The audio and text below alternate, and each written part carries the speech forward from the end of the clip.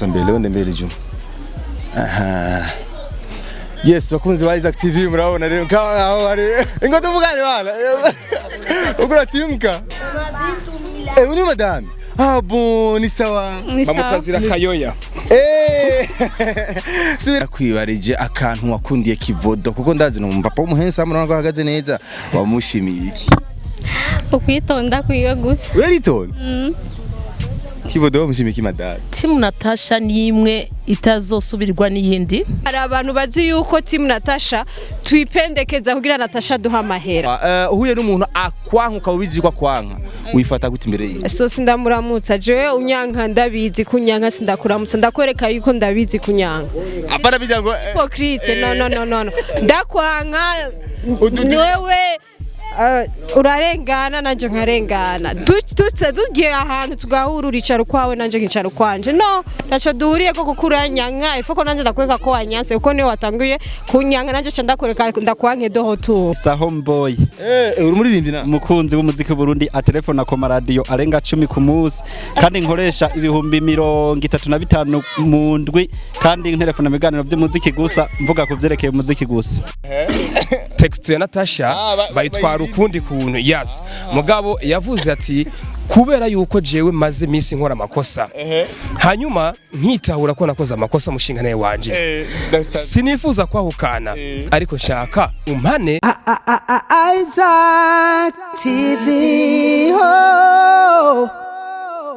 Ahora imana bane namwe bakunzi ba Isaac TV aho muri hose mu mingo zitandukanye by the way ndizera nize ko merewe neza cyane uno munsi nundi munsi mwiza cyane dusubire guhura namwe dusubire guhaga namwe ibintu ni byiza cyane uno munsi ngaha ndi mu Kinama quartier ahari quartier Muramvya hani quartier Muramvya mu gisagara ca Bujumbura twaje rero tugigira tugwigitumo batugiye ko quelque part hari aba mama benshi baje bava mu mihingo itandukanye ariko bahurikiye muri Team Natasha bana bakugira aba nibo bantu ba mbere nibo bantu ba mbere bashaka bafate Bujumbura urumva bavuga ati bagira baryoshi game barayigosha bashaka bavuga ati bagira byose hari abamama rero bakazi hari abamama bavuga cyane bavuga bitonda abamama bose batandukanye ariko bose n'abafana ba Natasha mbega ni bose baje canke ni bakiya harimo na Nelly natari nawe cyane ariko jinda rondera cyane ariko hariko n'abandi bagiye ari umama umwe yatugiye ati ngo jewe ufise amafaranga yawe ugashaka gusa nze ku kiriyo cyawe ndire jewe ndarira no kuruka Imana kandi abantu bose bagaca barira. Okay, twagiye rero Juma, welcome.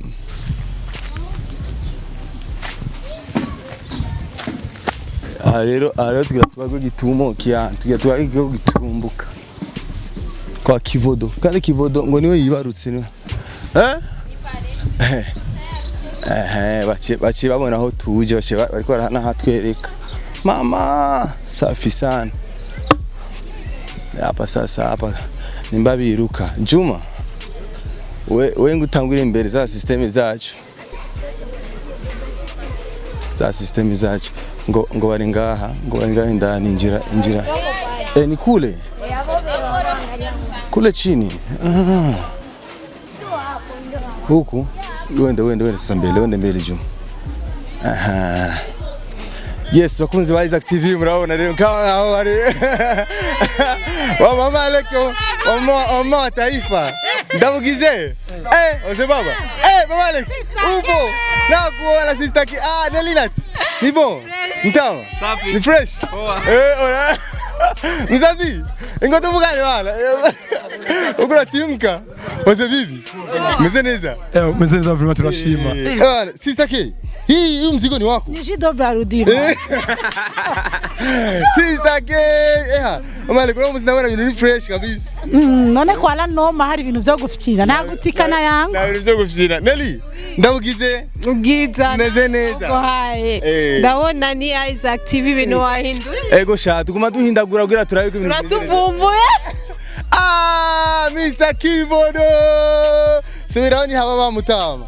Kivodo yibarutse wabayo Kivodo ni sawa namahoro cyane meze neza ndashima Imana abatamuzi cyangwa bamuzi ni Kivodo Jean Patrick umumenyesha makuru wa Radio RFM Radio Fréquence Mignon ni bon namahoro cyane turashima Imana aba mwana wa kangahe ka Kivodo bo mu buzima bwose mbayeho ku isi y'Imana n'umwana agira kabiri umwana wa mbere afite imyaka 16 hanyuma nacari mushasha cyane Wow, uje kibebe ciza we yitwa nde? Bebe yitwa nde? Abana banje bose bafise couleur imwe kuko sinzi gutandukanya abana yitwa Basoma Milka ariko hariho n'umwana mukuru yitwa Basoma Freddy muko nanje nitwa Basoma Kivodo Jean Patrick. Aya aba umuryango waje ngakugendera byagenze gute mwari mwabivuganye uko baza kugendera canke bahisemo ko bagwira surprise ko turagimenyere naguciri ntaraguha micro tumenyera abadamu nk'aba barafite ibintu bita nabita guy shower baby baby shower baby shower bagira surprise abavyeyi nibiki nawe bagira surprise canke bagutegura niyumvira ko uyubanye neza n'abantu abantu baragukunda ariko si ntabwo neza n'abantu nabo ntibashaka kukwitaho rero niyumvira ko ari rya shami ry'urukundo bazamuye ni ya nkoni nziza bakoresha ubumwe kuko ngo bavuga ati agafunika bagarumwe kama arakarenge burigi rero babikoze aba nibo baje abo nibo numva nanje ejo haza naye nzagenda kuraba mu rugo rwabo nice ije ndabazi nka team Natasha ndaza kuvugana nabo urabona ngene wameshiba ko vizuri wana mama ngene yari mama kilo bazanye batuzana iki batugiye muri iki urukundo turabizi n'urukundo ngo babazanye ngaho ariko bazanye oya nubwo bozana amadolari yo bari zero ariko umutima w'indani nico kintu gikomeye cyane rero nyimba baje bazanye urukundo Basoma madame komeye uni madame bon ni sawa bamutazira kayoya Subironi hababa Merci. babita bande numvise amatazirano yawe Nitwa Shimagabi Noela. Ena Shimagabi Noela. Ela Noela Noela reka gukura ko indome ni Shima Gabi kama Noela shaka umute Noel ariko yitwa Noela. Okay mama legura tukurege ndabona urafise akaji ngaha gwira nakuru mugabo bace banzimana muri ruke igice ndakwibariza gato igice ndakwibariza gato mbe mada mwahuriye na Kivodo Oya sivyo kuvugira ngaha raje naho nibu barakunda kuvuga ngo bamesha makuru n'abantu like bafisa kuga benshi nta kibazo byaguteye kugura n'umustanga Kivodo oya mukundano bizi Oya nta kibazo biraguteye nta munsi urafata telefone yiwe usanga ama message y'abandi ndakunda ijwi ryawe ndakunda ibintu nk'ubu urabona muri telefone yiwe ntibirashika Kivodo mwana mwiza Bo niyumvira ko ari nuvuga ati ari shingo ya buri mugabo wese kwifata neza ari ndi bivuga ngo ntukajanwe nyabahuru cyangwa ngo ntukajanwe n'ibiguruka kuko iyo hageze yaho ufata intumbero iba ari intumbero nyene rero bakwandikiye ngo ndagukunda cyane baragukunda ariko fata ushireho nuvuga ati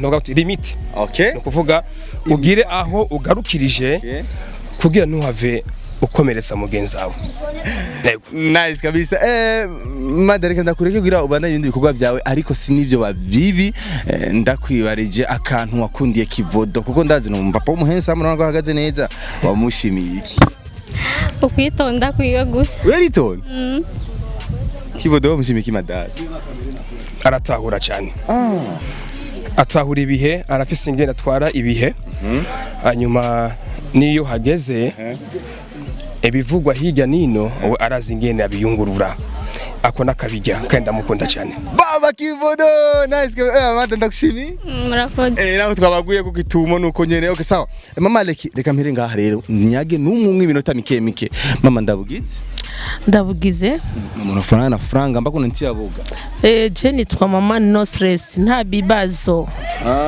hanyuma nk'abandumwe wo muri team Natasha la brochette la boss Natasha mwamusizehe ko mutazananye oya Natasha ari mu bindi bikorwa urumva nitwakoma turajana hano hose hariyo ibikorwa amafansi biyo akora nawe ibindi akabandanya akora ibindi urumva nuko rero okay ari kibazo nza kubaza Kivodo ariko ntaco ndabona mama ashobora ko atagifitiye inyisho ariko mama kuba mwaje ngaho no munsi kwa Kivodo muhora mubigira ku bandi bamenyesha makuru cyangwa abandi baririmbye ko ni team Natasha oya urumva team Natasha ni imwe itazosubirwa n'iyindi hanyuma iyi team Natasha itandukanye n'izindi team zose hanyuma rero urumva uyu la boss wacu ni Mama Rukundo hanyuma n'abafanzi bakaba ba Mama Rukundo rero twifatanije n'abafanzi bose kugira ngo tuze kwibarusa umufanzi wacu wundi akunda Natasha cyane kandi akavuga ibikorwa vyiwe kandi bitomoye mwaje kumura bayo Kivodo nk'umwe mu bamenyekanisha cyane kuba bya Natasha cyane gose cyane okay sawa je ntibaraza kungendera ariko rindira tuzobisubiramwo ndabugize mama yego namahoro umeze neza yego mwumvise mama no stress mwe babita abandi je banyita Mary Mary Mary ni mère double Christa Mary yego Mary mu buzima bwa misozi musanzwe mukora iki nta kimubajije mama mère double mama no stress mu buzima musanzwe ndi umudandaza commerçant ni gake cyane ubona abantu baba mama mu mateam byagenze gute Ego ni gake cyane ariko urabona ko na Natasha wacu ari umumama niyo mpamvu natwe nk'aba mama dutegereza kumushigikira uciye ahantu kumva ko mvugana nabi Natasha reaction yawe niyi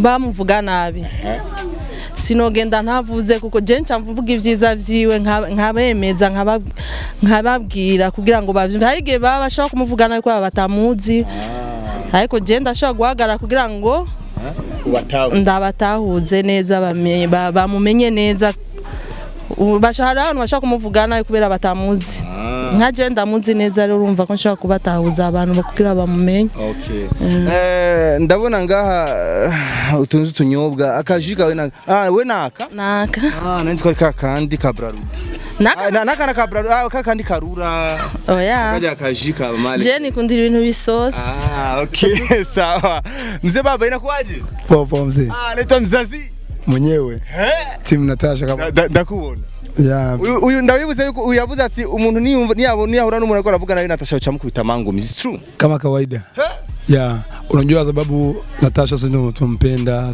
tuko team staff technique ya Natasha ni mtu ambaye anapenda kwanza watu na ni mtu ambaye anajisikia ndani watu akiyegereza n'aba fans biwe sivyo saba fans biwe gusa yiyegereza gusa n'utari mu fans wiwe wose anakeneza ko yo muyegereza ambande yo sivyo tukamuvya n'ibikoko vya Natasha sivyo Yesu kuvuga gusa tora aba fans tunyene gusa tukuma tuyegereza hano yiwe oya sawa dufashe turimbira karimbo gashasha ka Natasha ni inkoni dirimba reflex oya inkoni gusa ucubyumva mzee inkoni yari inkoni yawe inkoni unumva ko ishishura abantu ari abantu ishishura ko ko abantu ariko mega hajya yerekana abakobwa oya suko cyatuziga mu nyuma mzee urafise inkoni ndayifise mzee irihe c'est la contrôle technique mama Aleki ndawugize ndabaramukije umeze neza turashima no kuri uyu we ngo azi karate Ivisha unafika ku sentire gani? Blue, white. Izake. Kama unakuja kuvumbua watu kinachokuhusu wala kwa hiyo muda ongelea points. Mambo yaliyopita hatujali kabisa. Sawa. Muriga kwa Kivodo no munsi. Ino even sijambere ngo nuko mudakunda kubimenya. N'abagwayi turabashikako surtout nka Kivodo yaronse umwana n'emwe niteka ridasanzwe muri team Natasha kandi team Natasha ntikumira ntiraba abari muri team Natasha gusa n'abandi bose bashoboka twabimenye nta mpamvu yozotuma tutajya kubaraba. Okay. Sister K, je niko ndamuzi. Uracaririmba? Niryo zina ryanje. Uracaririmba? Ndakunda kuririmba mugasi ndasohora indirimbo. Urakunda kuririmba ariko nturasohora indirimbo. Yego. Birabanze gushika gasaba Natasha yuko mo kwitana umwingiza taka sauti kidogo mnyimbo yake. Kwa sababu alikuwa anajukuzi kuririmba. Kwa sababu kiki ninayo hivi sio ya kuimba. Ni kumfuatilia Natasha A jusqu'à Z. Siku mzuka utapanda, basi mwenyewe atagaramia kwa sababu ni la boss. Acha. Hivi Mambo mawili unampendea Natasha sana, ibintu bibiri umukundira cyane Natasha, wanashima kuruta ubiweza kwa ruta abandi bariri zaidi hata ya mawili. Kwa sababu Mungu anasema pasipo kwa mapenzi hamna chochote kile. Sasa mtoto mwanamke yule amejaliwa vitu viwili. Ana mapenzi ya kutosha kwa binadamu yote ule. Sio mnafiki. Cha pili nacho ni mwanamke anajielewa. Ukishajielewa tu mapenzi yanatosha. Ndio ndamukundi? Inatosha. Nelly Nuts ni sawa. Mwenye kiki zake. Turabisubiramwo urafite ideni. Nelly ni bon. Yes. Nelly kubera kutaboneka Nelly urihe? Numbonye none sinabonetse. Ni kwa nyenda kuvuga. Ego n'abakunzi ba Isaac TV tugire la boss niko twe turamukanye. Ego. Twe tuvuga tuti tugire la boss ndo. Tugire la boss noma sana. Noma sana. Warashitse kure wita kera je nibuka wita ngo Nelly Nuts la boss. Zina wiha kera kitirana na Natasha. Wewe nazina wigeze kuyiha gitirana na Natasha. Nelly Nuts gusa Nelly Nuts abantu bashira ko noma. Ego. Je nizikera wari umunyesha makuru warabihevye. Nubu ndacakora nubu ndakora kandi tubandanya dukora byose. Ego. Sawa. Waje ngaha kumuraba Kivodo nk'umesha makuru canke waje ngaha kumuraba Kivodo nk'umufano wa Natasha? So naje ngaha kuraba Kivodo nk'umenyesha makuru, urabizi ko bamenyesha makuru basanzwe ba supporting ibikorwa vya Natasha. Gusa urumva bishitse mu gihe natwe timu yacu dusigaye dufise inyo yo kugirane ya solidarite kugira tuze turafashanya.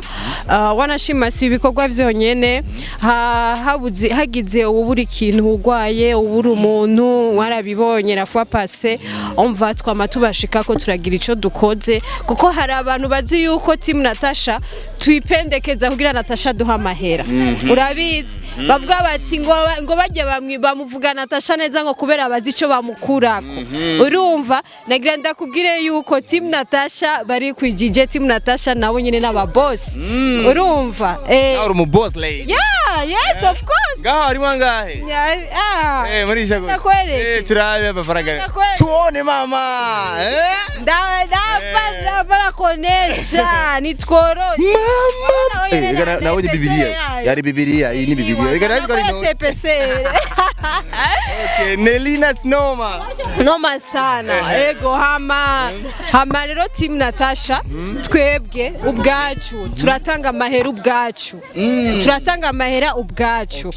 Arico avuga ati na John ndashize iki wanje agashirako.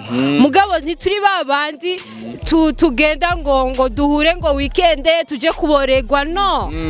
Nuvuga yuko ubwo n'uburofa no kutagira ubwenge mu mutwe. Kuko je niyo nazo no musi kuraba Sister K ejo nkagenda kuraba Kivodo azovuga ati no Nelly yagize ikibazo barigeze kunshika koreka nanje ko ari biharage mfise ndamutwarire. Urumva nanzanira ikiro kimwe. Nurukundo shatse kuvuga rutagira profit.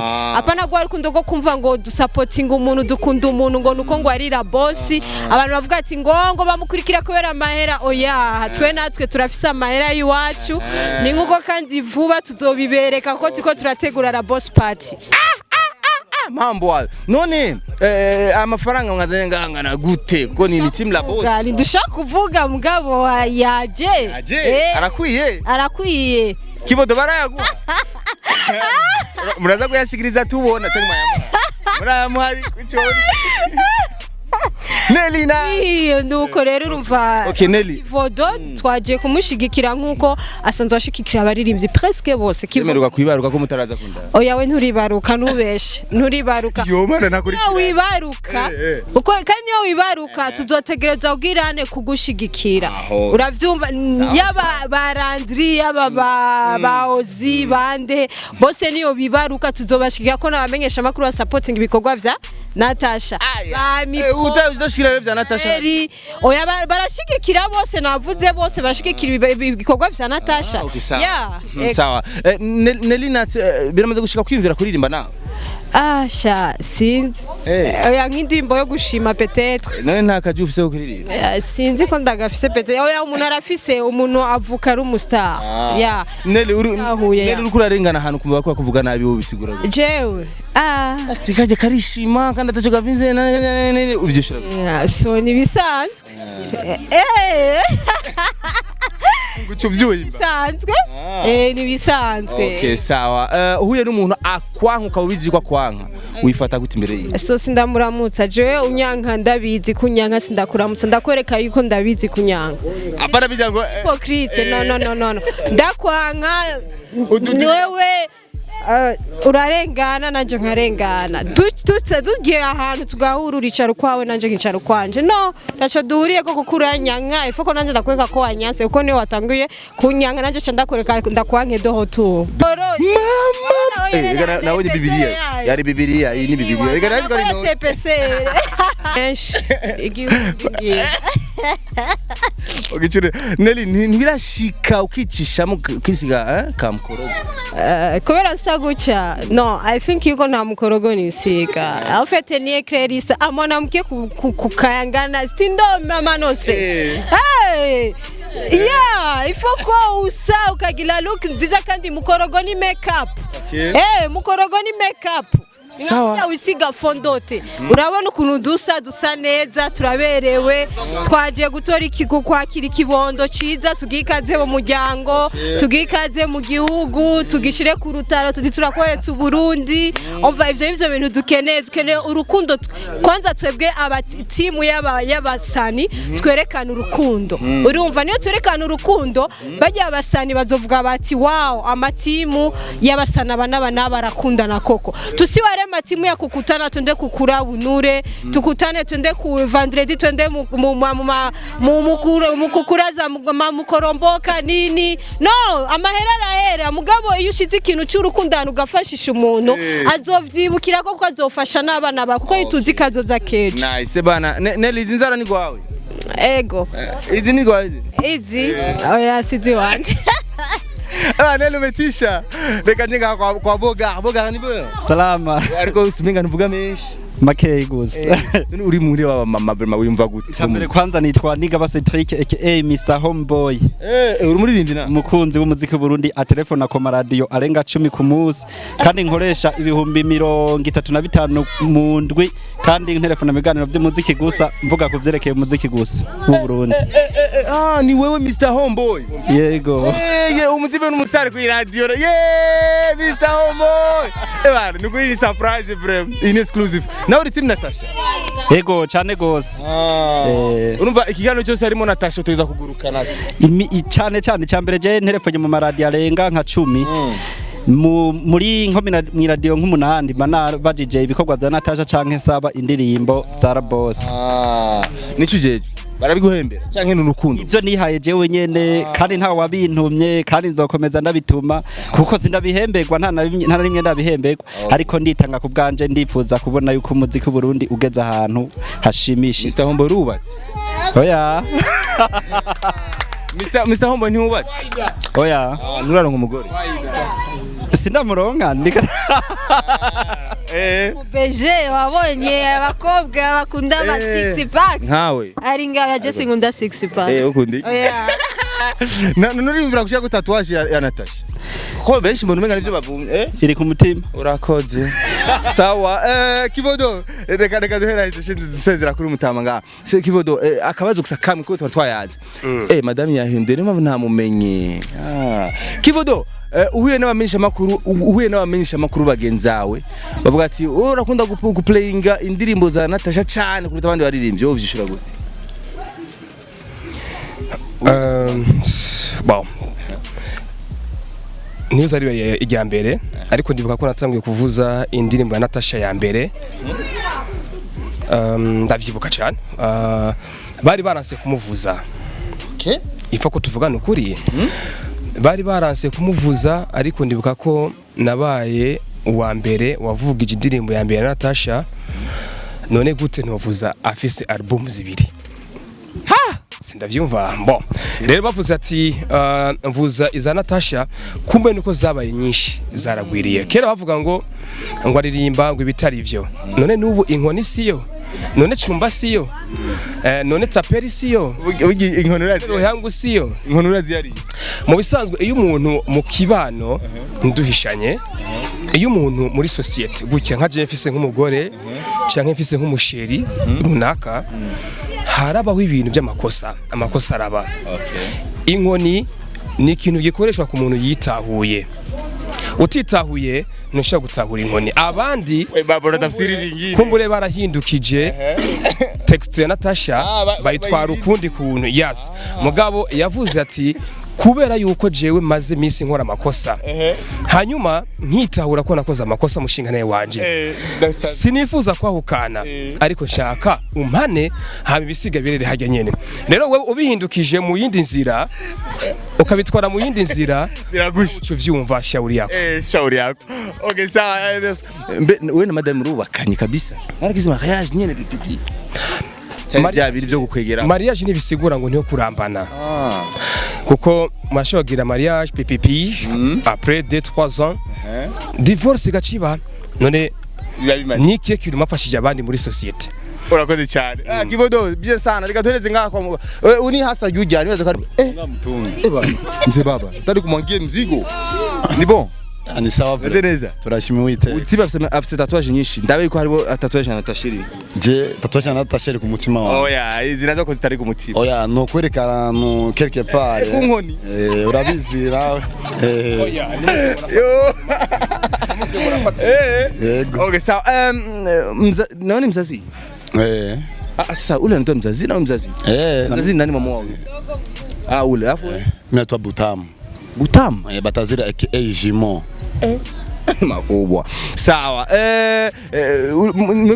mwebwe twarigeze gukorana ikiganiro mbabavyibuka neza warigeze kwivugira yuko abana jewe mpuye n'umuntu ariko muvuga nabi Natasha ndashobora no kumukura namenyo y'imbere sawa ariko kandi kinama niyo quartier nyene nabonye imuchafye Natasha muramushira ku masalo ibintu nk'ivyo ushabiki unakuwa mkubwa kiasi hiki mliko mliyumvira ko musensibiliza nani ma quartier na hatandukanye bakagira team nk'izi za Natasha mimi kitu cha kwanza nashukuru kwanza kwa watangazaji kwanza mmefika hapa kwanza tunamshukuru wa Kivodo kwa kuona yibaruse umwana imani habwe icubahiro je kintu cyambere kwanza shima kwanza umuziki w'u Burundi ushaka ko tu supporting tukasupportia muziki wa Burundi kwa sababu uende mbele mimi kwa Natasha ni kama nani nikasema kwanza ni mtu kwanza ashaka niingia ndani ukimwongelea Natasha vibaya ni kama unatafuta mimi ni kama unatafuta mimi lakini anawapa hela amna mapenzi kwa sababu tunapenda muziki wa Burundi kwa sababu Natasha mimi na pesa kwanza unanionaje una ngapi hapa nelila hata metuonesha una ngapi ubona gute kwanza ofisi zinga ubibona gute mvuye muri entraînement sindaga nagushaka fresher ariko mbona gute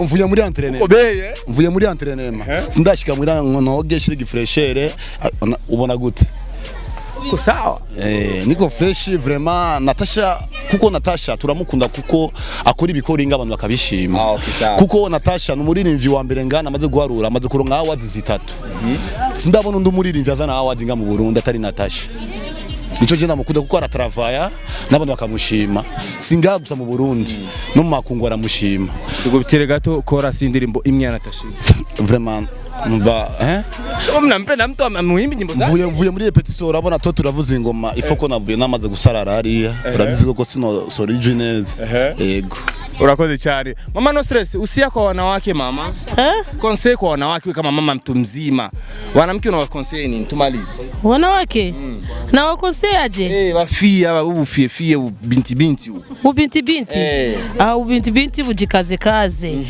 juu mbele ni pazuri wakaenda haraka wanaumia wajikaze watoto wasome kwanza vizuri juu msingi wa watoto ni kusoma mama umpodo unaitwaje huyu wasinizoweye ndio unaitwa hivi